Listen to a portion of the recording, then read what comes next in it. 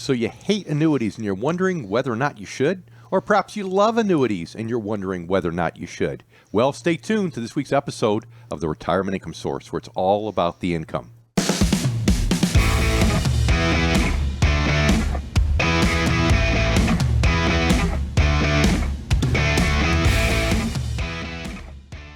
Welcome to Retirement Income Source, where it's all about the income. I'm David Scranton, here with Sarah Samuels. And today, we're going to pull up a topic maybe from about a year ago, and we're going to talk about annuities, the good, the bad, and the ugly. And for those of you who think that annuities are the worst thing in the world, you might be surprised. And for those of you who think they're the best thing in the world, you might also be surprised. Well, Dave, it seems like annuities have a lot of people divided. Some are controversial.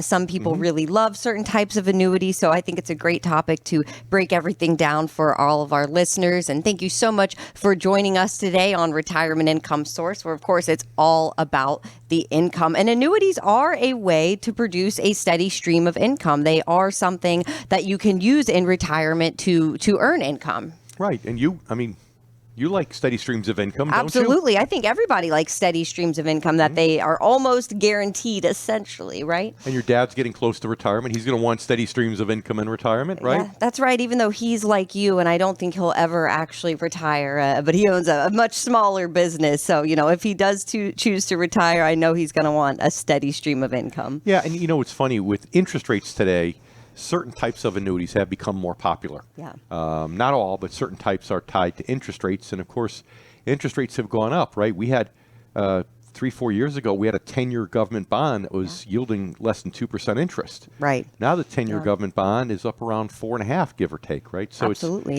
that interest rate hike has made a big difference in some cases for annuities. Yep, and I think that's what's why we've seen such a resurgence in the media. You just see different news articles, people talking about, buy this annuity or stay away from that annuity. It generates a lot of excitement or a lot of disdain depending on what you're looking at. And it's funny, I hear these radical opinions about things, and I think I even said it on last week's show, that I believe strongly that if anything were all good, then every single investor would own it. If anything were all bad, it couldn't exist. There wouldn't be a market for it. So as in most places in life, the truth lies somewhere in the middle. It's not the extreme right. It's not the extreme left. It's kind of sort of in the middle. Yep. And I think most people tend to understand that they have to give and take a little bit, and it's determining what they want to give and what they want to take, essentially. That's right. That's right. Well, I'm anxious to hear our Ask Daves and see what kinds of things that people have, what kinds of questions people have about annuities. Yep. Well, we have a great question here from Brenda in Georgia. She says, I tell financial advisors right away I am not interested in doing annuities because if I die, I know that my family will end up giving up a lot of money. Do you think I'm being short-sighted?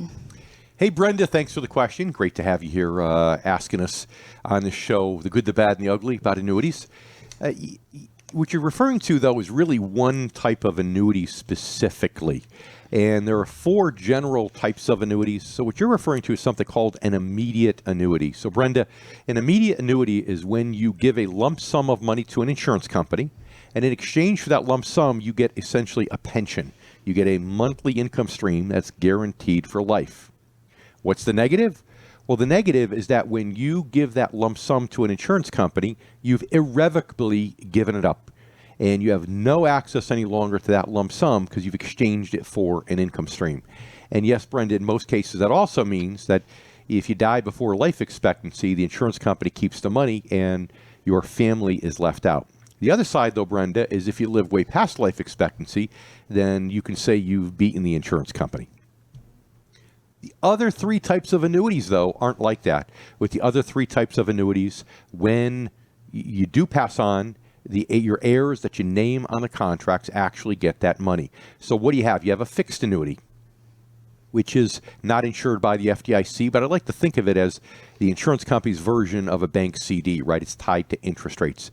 Then you have an indexed annuity, which is as safe as a fixed annuity in terms of protecting you from loss.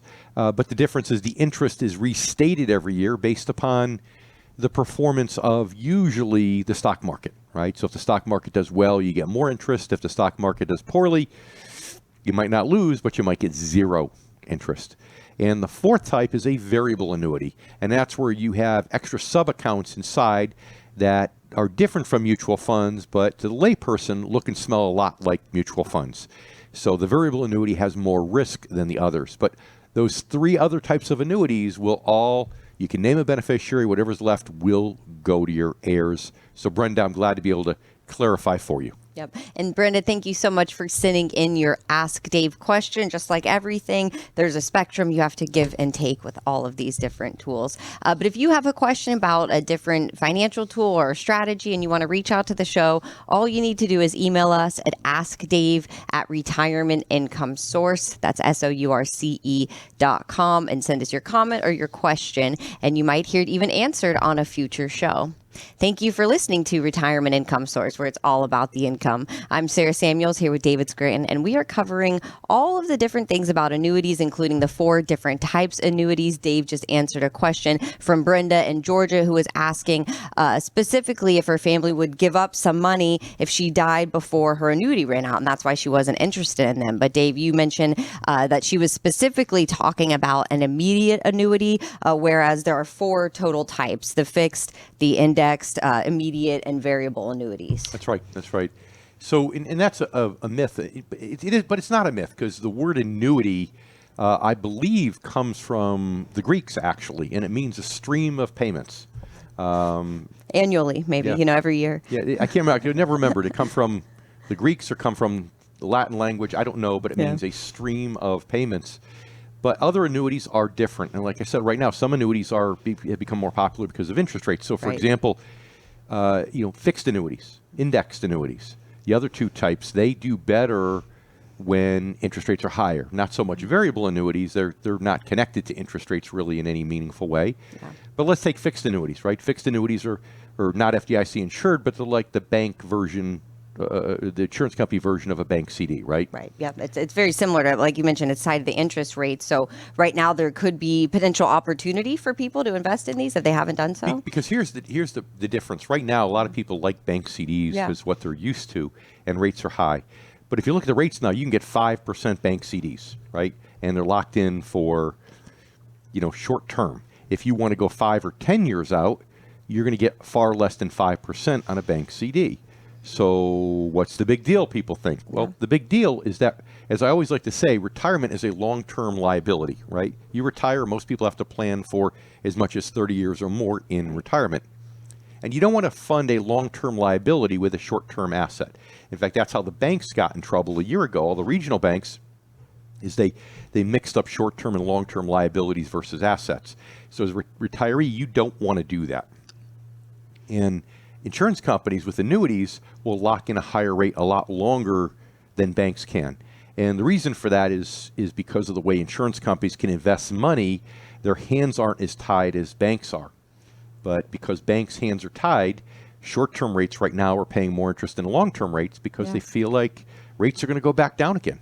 And that's the problem if you're using a CD to fund to fund retirement, a long-term liability. Yeah. Now, Dave, you mentioned that they're not FDIC insured like the banks are, but you kind of equate them as such. Maybe you can tell us more about why they're similar or why they're less likely to default or maybe a little bit safer, some of these types of annuities coming up. Well, that's really a great point. In fact, coming up, we are going to talk about why inherently insurance companies should be safer than banks, even without that FDIC insurance. So stay tuned. I'm David Scranton here with Sarah Samuels, and you're listening to the Retirement Income Source, where it's all about the income. You're listening to the Retirement Income Source, where it's all about the income. I'm Sarah Samuels here with David Scranton. And if you've been hearing a lot about annuities lately, well, we are breaking it down for you on today's show, talking about all the different types of annuities and all of the differences, including some of the pros and cons of each, so you can be more educated on what's out there and what may be a good option for you. So Dave, a few minutes ago you were mentioning that fixed annuities in particular, they're not FDIC insured, but they're maybe even safer than the banks. Why are they inherently a bit safer than the banks, insurance companies? And let's just take for now a fixed annuity versus a bank CD. If you think about the hierarchy of financial institutions, right? Most banks lend money to individuals, right? They write mortgages, car loans, and things like that, credit cards. Most insurance companies buy corporate bonds, which is like lending money out to corporations. Okay? So now let's say I'm a large corporation and I start to get in financial trouble where I may not be able to pay my interest on the bond. Am I just going to willy-nilly say, fine, I'll default on the bond? Or am I going to try to cut my expenses down so I can pay my debt? Yeah, you probably take several steps before you cut it down on your... So I might lay off a bunch of employees, for example, to cut expenses so that I can continue to pay the interest on the bond, which means the insurance company will continue to get their interest and principal repaid. But now what does that mean? That means that the bank is now left with some unemployed people who might default on mortgages, might default on credit cards or car loans and things like that. So when you understand how these companies invest behind the scenes, the banks versus the insurance companies, not only does it tell you that insurance companies can invest a little longer term and therefore can match that long-term liability of retirement with a better interest rate, typically speaking, but moreover, there's less of a chance of default. Yep, they kind of shift the potential liability, essentially. That's right. And another thing, too, that's important is most states have a state guarantee fund that backs up insurance companies that fail up to a certain dollar amount. Okay. And what a lot of people don't realize who even know about that fund is that fund, from what I understand, was actually existed with insurance companies before the FDIC. Wow. So when the Depression hit and we said, hey, we need to create an FDIC to protect bank depositors, they modeled it after these state insurance guarantee funds. So yes, it's run by the state, not a federal entity like the FDIC, but there's still some backup if an insurance company fails. Yeah, some protection there just in case. Well, we're talking about annuities on today's show, including some myths and some things you may have heard about annuities. And our next Ask Dave question has to do with this. We have Joni from Louisiana. She says, don't annuities have high fees? All right, Joni. Well, kind of like our last question, yes and no. There's one type of annuity that has very high fees, and that's usually a variable annuity. If you remember, variable annuities are the ones that have sub-accounts inside that they're not mutual funds, but to the layperson, they look and smell like mutual funds. You can buy a stock fund, an international fund, a bond fund, all within this annuity wrapper. So those have at least two layers of fees. First, they often have a management fee inside the funds. And, within these sub-accounts, you can have a management fee anywhere from 0.5% to maybe 1.5%. But then most annuities have something called a mortality and expense charge. And this is where they claim it's really to ensure a death benefit, but the insurance that they often provide is usually minimal. And it's usually something that people don't even really care about as much, except that it's built into the annuity. I like to think in many cases it's a way for those variable annuity companies to make money, right? Because if a variable annuity company has filled with Vanguard funds and Vanguard ETFs and Fidelity ETFs, then how's the insurance company make money if all the money is being invested by these outside fund families? Well, the answer is that mortality and expense charge. And that's usually 1.25% to 1.5%. So you're already up over 2% in most cases. But now to make it worse, remember, variable annuities have risk. They're the only one of the 4 annuities that have market risk. So to protect you against that, there's riders that these various companies will put on, usually to give you an income protection. But now when you throw that rider on, the fee can go from over 2% to as much as 3 or 4%. So when you hear that annuities have high fees, people are talking about variable annuities. The other annuities, generally speaking, have no fees. Now, you could put riders on annuities where maybe you can have a fee, but for the other annuities, there's generally no fee that's actually built in. So, Joni, I hope that helps clarify. Yep. Joni, thank you so much for emailing in your Ask Dave question. And if you have a question that you want to ask Dave, all you need to do is send us an email to askdave@retirementincomesource.com. Thank you for spending some time here with us today on the Retirement Income Source, where it's all about the income. I'm Sarah Samuels here with David Scranton, and we are covering everything you need to know about the annuities, including the 4 main types of annuities. So, Dave, you just answered a question from Joni, who had heard, hey, annuities have high fees. And you mentioned that specifically variable annuities do have high fees. And you covered some of those fees and explained how they can really rack up if you're invested in these variable annuities. But what else do our listeners need to know when it comes to fees and hidden fees inside these types of annuities that they might need to understand? Well, the so-called hidden fees are really in variable annuities, and they're not really hidden because they're in the prospectus. The problem is you get a prospectus, sometimes they're over 100 pages, a bunch of legalese, and as much as everybody encourages their clients to read those, let's face it, most people aren't going to read it. Just like, even though I'm in the industry, I'm not going to read my automobile insurance policy or my homeowner's policy, and the agent says I should, but my head will explode. I can't do it. Right. Yeah, it's hard to comprehend for the average layperson. That's right. But see, in my mind, there's very few things I take exception to that I really don't like in the industry. Yeah. Variable annuities are one of those that I'm not a big fan of. So let me start with where I think variable annuities can make sense. Okay. At your age, Sarah, if you are you've maxed out your 401k, and maybe you've maxed out your Roth IRA if you could do one, right? And now you want more money tax deferred for retirement. Well, now you could put money in a variable annuity. Yeah, the fees are higher, but you're deferring the taxes on the growth each year until retirement. In exchange for that deferral, the IRS says there's penalties if you withdraw your money before you're 59 and a half years old. Okay. So if you're doing well where you've maxed out the 401k, maxed out the Roth IRA, then you can get tax deferral for retirement through variable annuities. But then you don't put any riders on them or anything else. All you really do is just use it as a tax deferred growth vehicle. Yeah. But the problem is most variable annuities aren't bought by people your age. They're bought by people my age or older who and that's typically who they're marketed to mostly that you see out there. That's right. Yeah. And for the more secure types of annuities, that probably makes sense, right? You don't care as much about safety because you're young enough. If something drops in value, you have time for it to recover. Yeah. Okay?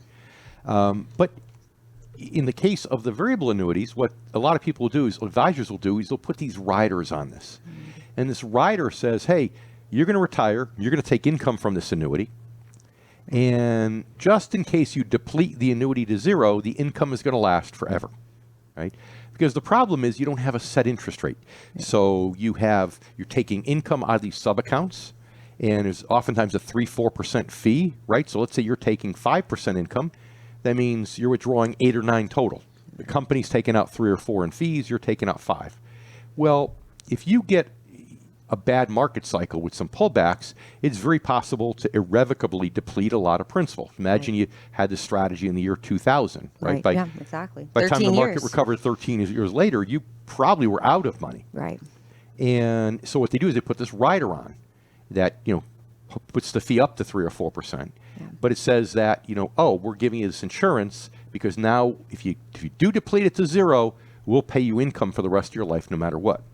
Well, that's great, but that's like me saying, hey, you come to my town and I'm the only builder in town. I'm also the only homeowner's insurance company. So I'm going to build your home out of paper mache so I could charge you more for your fire insurance. And that's just insane because if you listen to this show at all, not even regularly, just even once a month, that trying to engineer retirement income from principal is one of the most cancerous strategies you can embark upon. The only secure way to do it is through living off the interest and dividends and not touching principal. So when they put these riders on a variable annuity, Sarah, they're basically using that cancerous strategy, saying we're going to sell shares and then give you this insurance when it doesn't work out. Yep. And when you're in retirement or close to retirement, you don't have that time to recoup on the back end of it. Right. So far we've covered fixed annuities, we've talked about variable annuities and immediate annuities, but there is a fourth type annuity, and we're going to cover the pros and cons in just a minute. I'm Sarah Samuels here with David Scranton, and you're listening to the Retirement Income Source, where it's all about the income.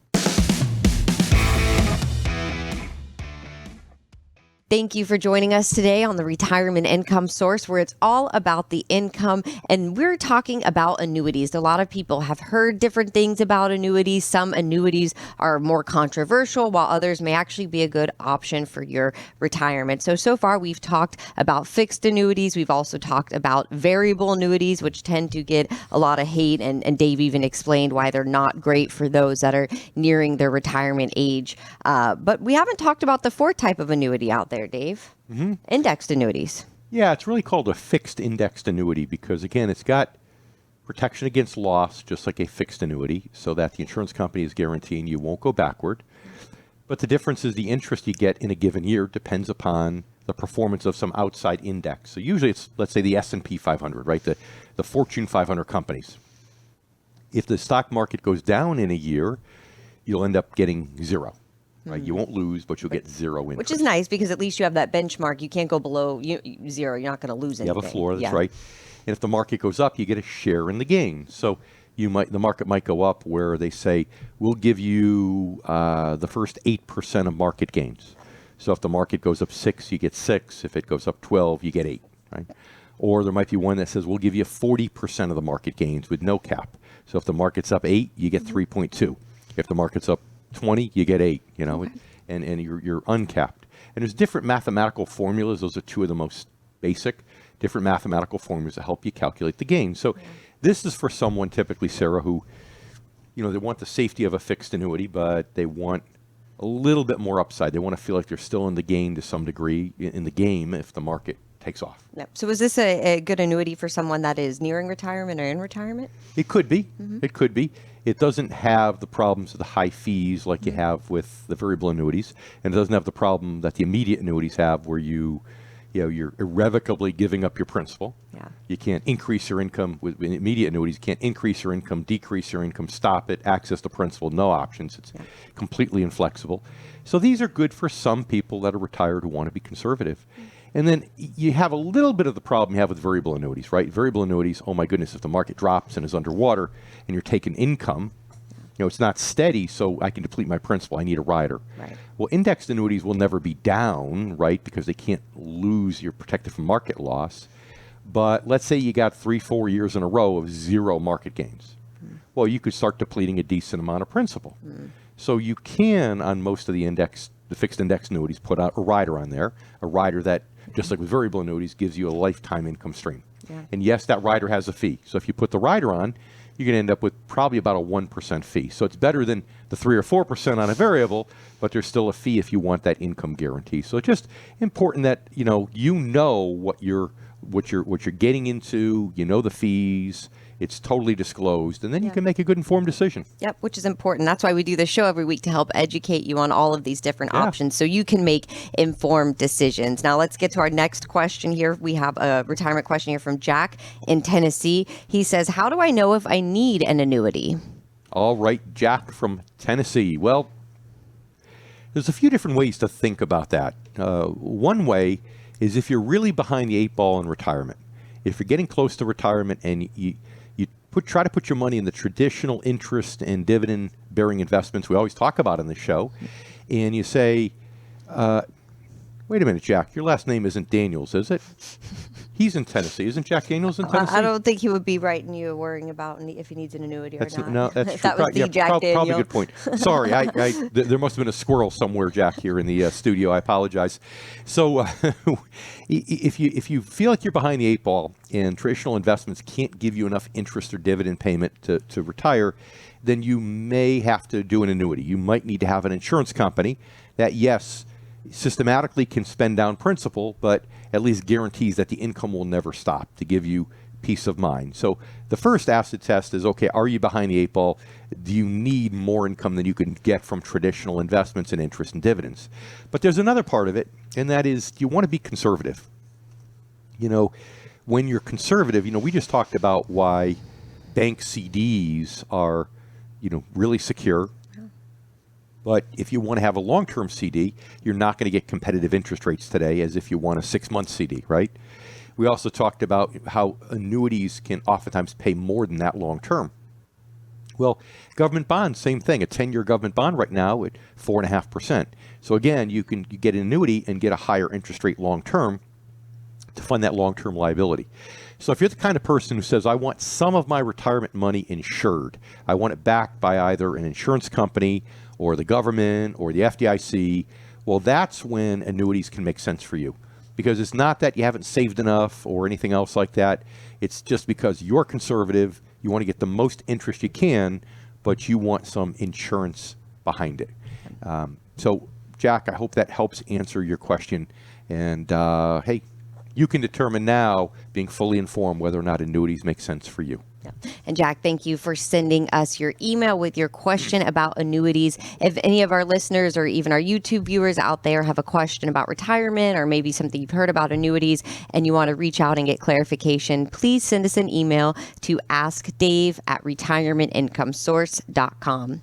You're listening to the Retirement Income Source, where it's all about the income. I'm Sarah Samuels here with David Scranton, and we are talking about annuities. We're talking about the good, the bad, the ugly, the pros and cons, and all the different types of annuities. So far in the show, we've talked about fixed annuities, we've talked about immediate annuities, we've talked about variable annuities, and a little bit about indexed annuities and why they're all so different. And Dave, you just answered a question from Jack, which I think is really important, which is how do I know if I need an annuity? Because I think a lot of our listeners might be wondering, hey, it might be right for me. It kind of sounds like that's an interesting option. How do I know?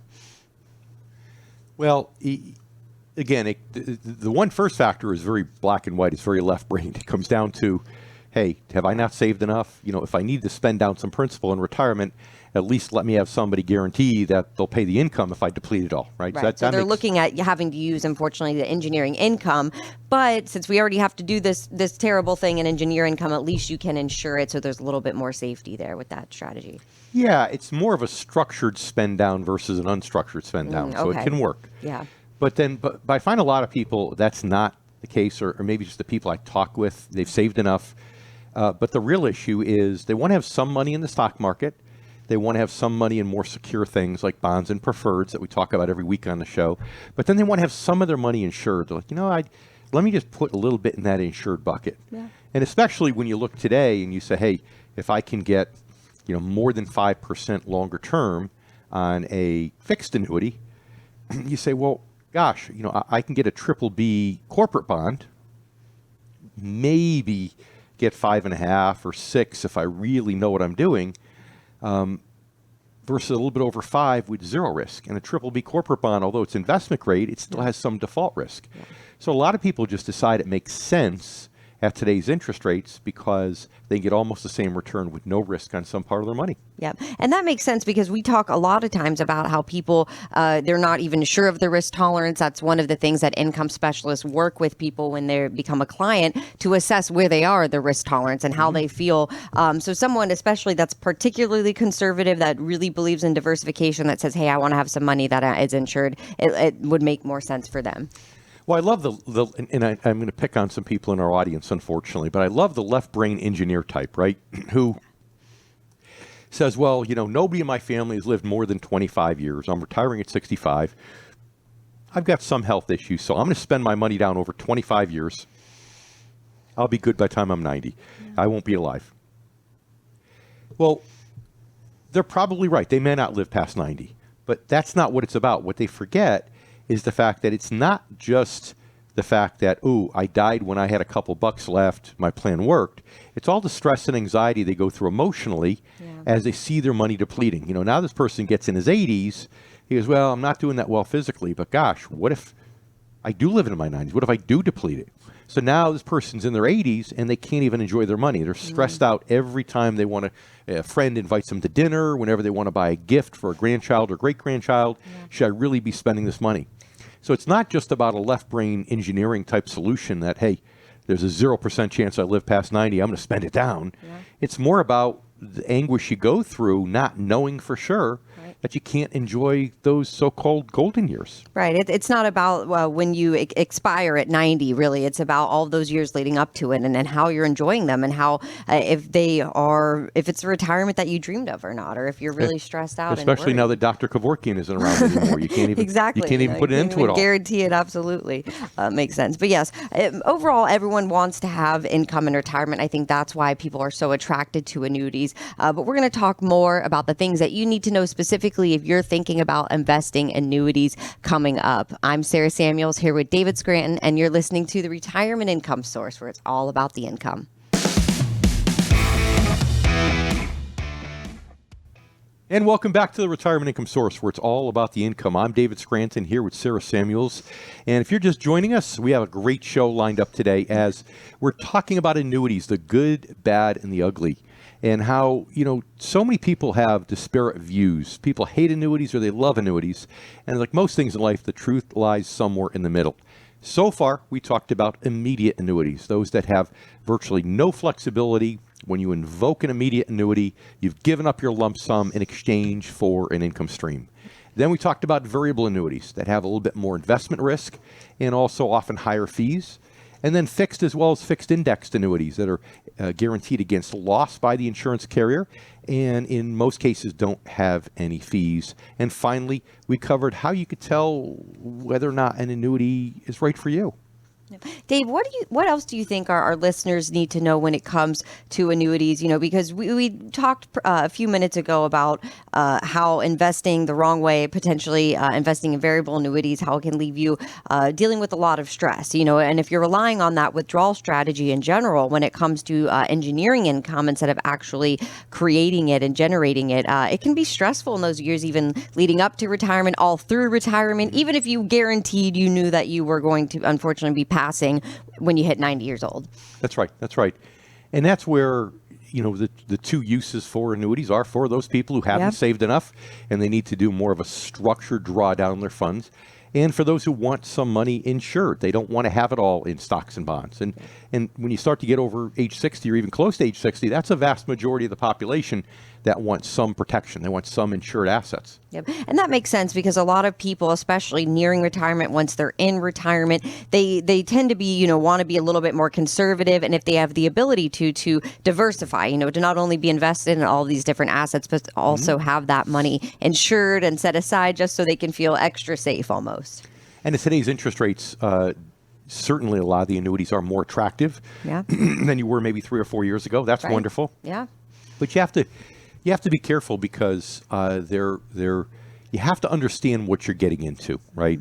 It's always said annuities are sold, not bought, right? People usually don't. It's not like going to Fidelity asking for something. Oftentimes with annuities, it's something that's sold. So you really have to be careful what how the thing works and does it make sense for you.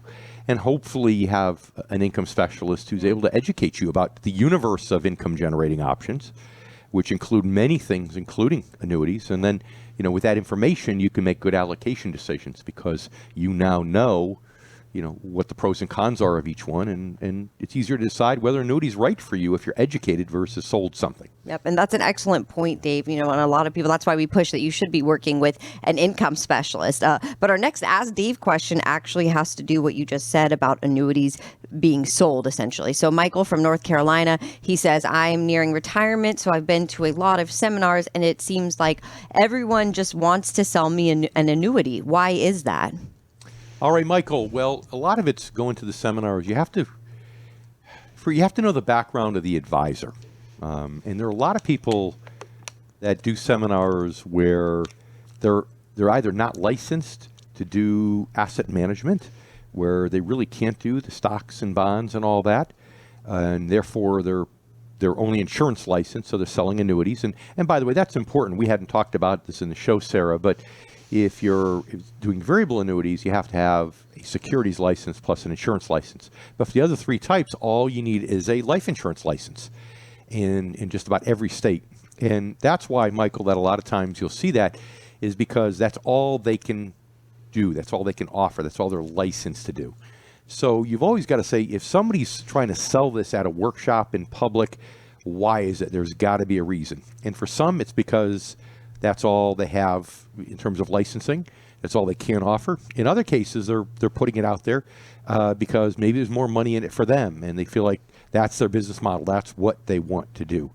So I always recommend that you shouldn't even consider an annuity until you have a feel for how much income you need in retirement, how much income you want in retirement, and how much income your current assets are generating, and how much they can generate.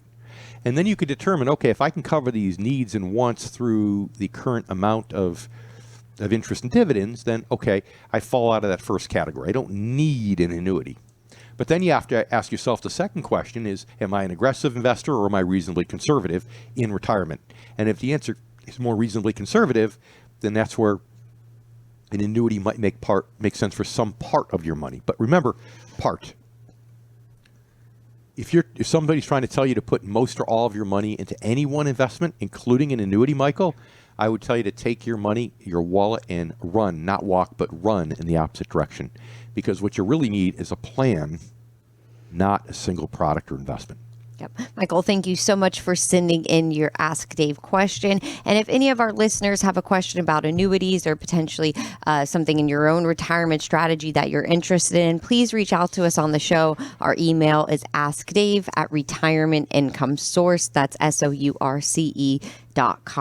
You're listening to the Retirement Income Source, where it's all about the income. I'm Sarah Samuels here with David Scranton, and we've had a jam-packed show talking about annuities, including the pros and cons and some of the myths out there, some of the things that people typically hear when it comes to annuities. And Dave, you brought up a really great point that they're a reason why they feel like there's something that's sold to you. They're more of a product, and it's usually because those people selling them, they're not licensed, they're not income specialists. They can only sell these annuities as a life insurance. They don't have the same. A lot of times. Yeah, a lot of times. A lot of times. But really, if that's their only option, then it's not someone I think you want to be working with when it comes to your full retirement plan. You want someone who has multiple options. Or they might, have the license to manage assets, but they don't do a lot of it. Maybe they don't feel comfortable. Which is doing another issue, though, in and of itself. Right. Maybe they don't feel comfortable with it. You see, selling an annuity is easy because it's a product offered by the insurance company. You get paid. You don't have to service it. So you can literally be an advisor or an advisor with an assistant, very small office staff, and do annuities, and it's fine. But if you're managing money, now you need to have, somebody there helping you manage the money. You need to have somebody there to service the clients and to be able to do reviews with clients. Yeah. Because when there's an annuity, it's like set it and forget it. You put your money in, you don't have to worry about it. Yeah. And so a lot of advisors either don't have the knowledge to manage money or the financial bandwidth to hire the people, just don't want to do it. So they might have the license so they can say they can do everything and they can talk to everyone. But when you're interviewing an advisor, I always tell you to say, ask them how much do they manage? How much do they manage in the financial markets? Yeah. And I'm not talking about annuities. How much assets under management do you have? Stocks, bonds, and mutual funds. And if it's a sizable number, that's great. If it's a small number, well, then it's really like a part-time hustle for them. Their full-time job is annuities. Right. And when you're planning for your retirement, you want someone whose full-time job is just that, generating income for you in retirement. And you want to work with an income specialist. So if you're looking for an income specialist, if you want to work with someone who specializes in all the different ways to generate income the right way, all you need to do is go to retirementincomesource.com. You can check out our map there and find an income specialist through there. But Dave, you also mentioned too that it's not time to buy an annuity until you've at least figured out, as the person heading into retirement, your needs, your wants, and if you're going to be able to generate income the right way through your investments. Then after that, maybe you buy an annuity if you want to. When you're younger, it's okay to buy a product here or an investment here. But as you start to get within 10, 15 years of retirement, you want to coordinate. You need a plan. You need to say, okay, I've got these various buckets of money all over the place. IRA, Roth IRAs, a couple 401ks, right? How do I put it together and take this bucket of money, these buckets of money, and turn them into an income stream?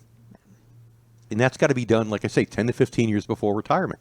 Yeah. And you can't do that until you know how much income you're going to need and want, how much income your investments can generate. Because during retirement, you don't need to be buying products.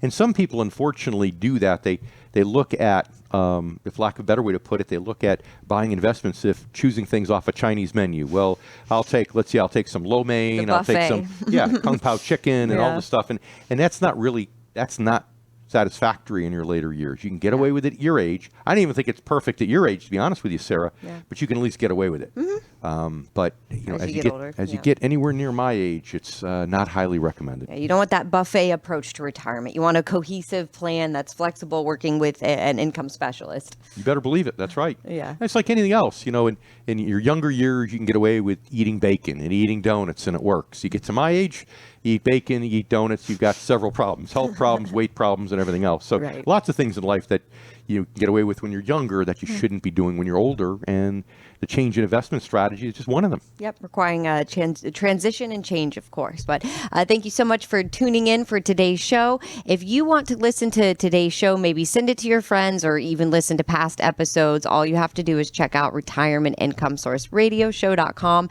and all of our past episodes are there.